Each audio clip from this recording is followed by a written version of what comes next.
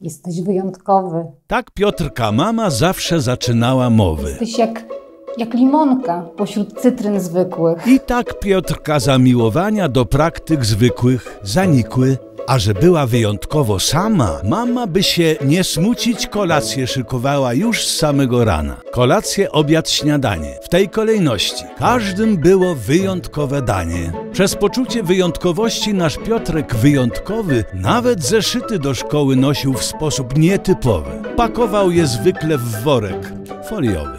Ubierał się oczywiście w sposób zjawiskowy, choć niekoniecznie nowy.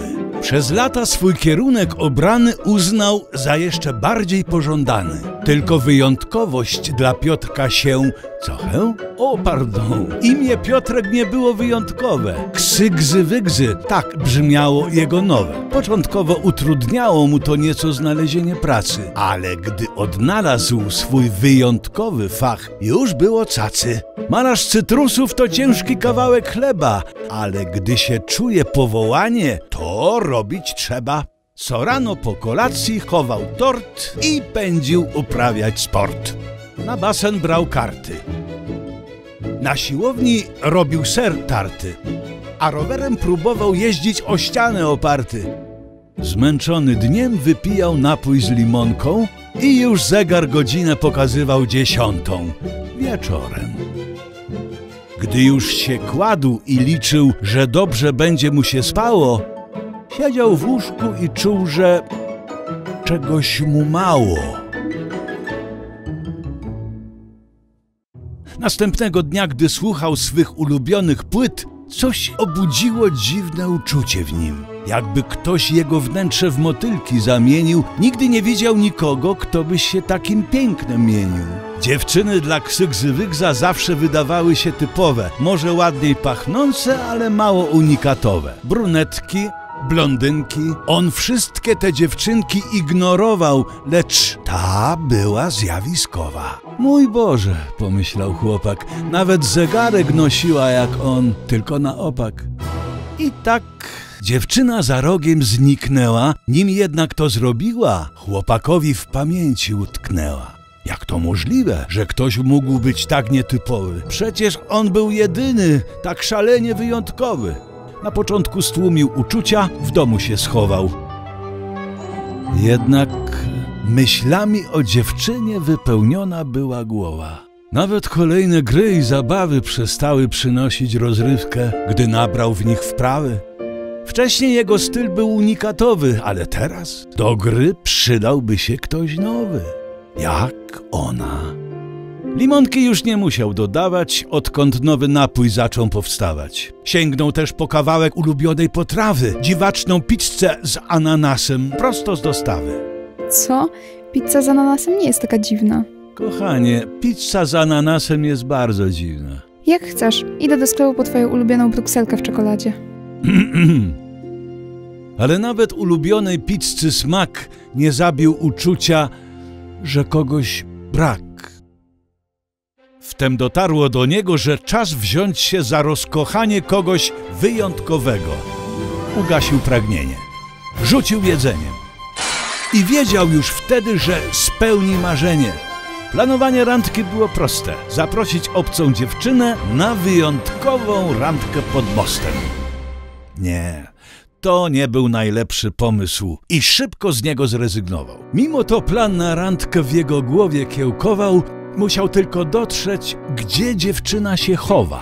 Zaczął szukać jej w miejscu, gdzie ją wtedy zobaczył i nagle jej widok jego wzrok uraczył. Uśmiechnął się szeroko i podbiegł do niej chyżo, by również chyżo uciec, gdy ich oczy się zdyżą. Przy kolejnych próbach był coraz bliżej, bliżej, bliżej. Cześć. Cześć. Pewnego razu, gdy czytał Prusta, widząc ją, otworzył do niej nawet usta. I do tamtej knajpy już nikt go nie wpuszcza.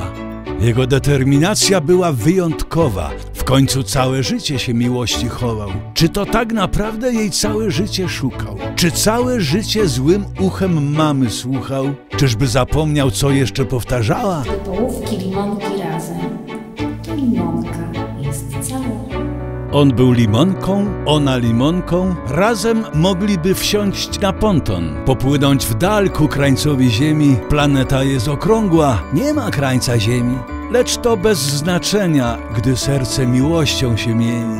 Miejsce na randkę chciał wyjątkowe. Pierwsze, które znalazł, było dobre, choć za ciasne okrowe. Drugie było za małe. Trzecie za duże. Czwarte za średnie. Piąte zbyt piąte. Szóstym został na dłużej, ale tylko po to, by rozważyć, czy w siódmym dać taniec na róże. Wreszcie je znalazł. Miejsce idealne, pozornie zwyczajne, lecz na randkę niebanalne. Wtedy już z górki wszystko przygotował. Ogarnął świece, ogórki ugotował, prędko się ruszał, ani razu nie ziewał. Przyniósł też grzejnik, bo właściciel nie ogrzewał. Pozostało tylko odwiedzić dziewczynę. Bał się jej wciąż jak pierdoła. No się nie rymowało. Ale jesteś pierdołą, znów zemdlejesz. To zobaczymy.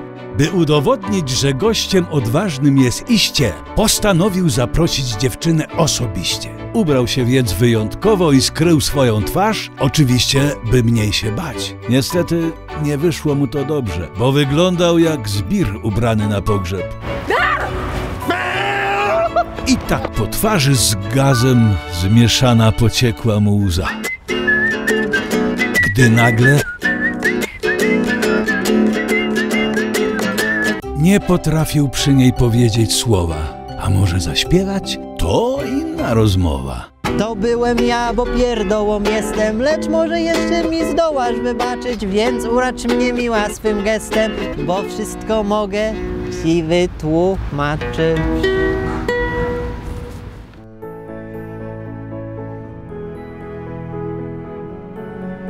Wszystko było tak, jak zamarzył sobie.